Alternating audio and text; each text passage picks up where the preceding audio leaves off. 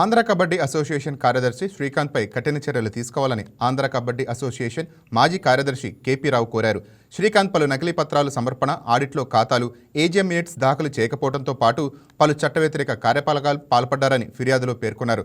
కృష్ణా జిల్లా మహడ బీచ్ కబడ్డీ జాతీయ ఛాంపియన్షిప్ కోసం 30 లక్షల రూపాయలను ఏకేఐఎఫ్కు ఇచ్చినట్లు తన దృష్టికి తీసుకువచ్చిందన్నారు.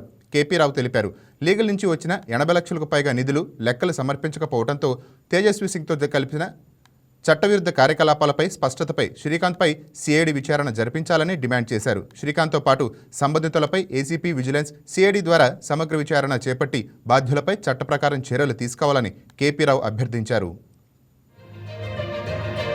స్పోర్ట్స్ అథారిటీ ఆఫ్ ఆంధ్రప్రదేశ్ చైర్మన్కి మేము ఇచ్చిన విజ్ఞాపన ఏమంటే, sports policy GO number 4 modify చేయమని చెప్పి అడిగాము. గతంలో దానివల్ల కొంతమంది క్రీడాకారులకు ఉద్యోగాలు రాలేదు, కొంత వివాదాలు వచ్చినాయి. ఆ పాలసీ మీద దాదాపు 30 కేసులు హైకోర్టులో రిట్ ఫైల్ చేశారు.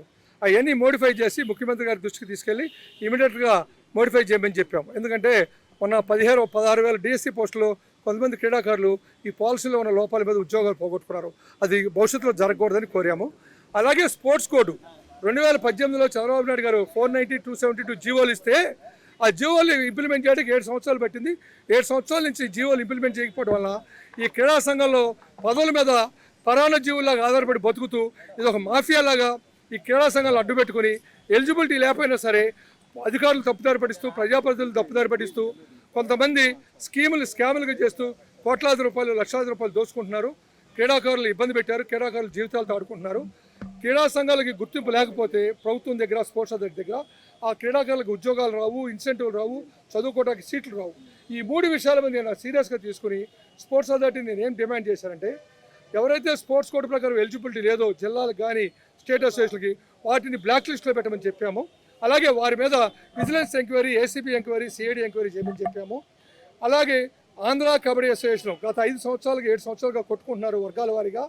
ఈ సందర్భంలో శ్రీకాంత్ అనే వ్యక్తి ఏకేఎఫ్ఐ నుంచి వచ్చిన లక్షలాది రూపాయలు బ్యాంక్ అకౌంట్లో ఆడిట్ రిపోర్ట్ చేయించకుండా, డిస్ట్రిక్ట్ రిజిస్ట్రార్కి చెప్పకుండా, స్పోర్ట్స్ అథారిటీకి సబ్మిట్ చేయకుండా తన వ్యక్తిగతంగా డ్రా చేసుకుని ఆ డబ్బులు ఏకేఎఫ్ఐలో తనకు ఎవరైతే సపోర్ట్ చేస్తారో తేజస్వి సింగ్ అని అతనికి పంపించి ఈ డబ్బులు లక్షలాది రూపాయలు దోసుకుంటారని చెప్పి నా దృష్టికి వస్తే దాని మీద vigilance enquiry, CID enquiry, ACB enquiry వేసి తక్షణమే క్రిమినల్ చర్యలు తీసుకుని అరెస్ట్ చేయమని చెప్పి డిమాండ్ చేస్తాము.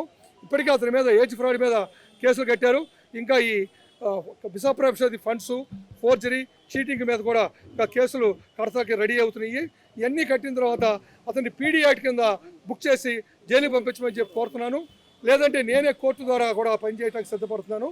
అలాగే రౌడీ షీట్ ఓపెన్ చేయమన్నా 4 కేసులు క్రిమినల్ కేసుల కన్నా ఎక్కువ ఉంటే రౌడీ షీట్ కట్టేటువంటి రూల్ ఉంది. ఆ రౌడీ షీట్ కట్టి ఇలాంటి వాళ్ళందరినీ క్రీడారంగం నుంచి బయటికి పంపించాలి.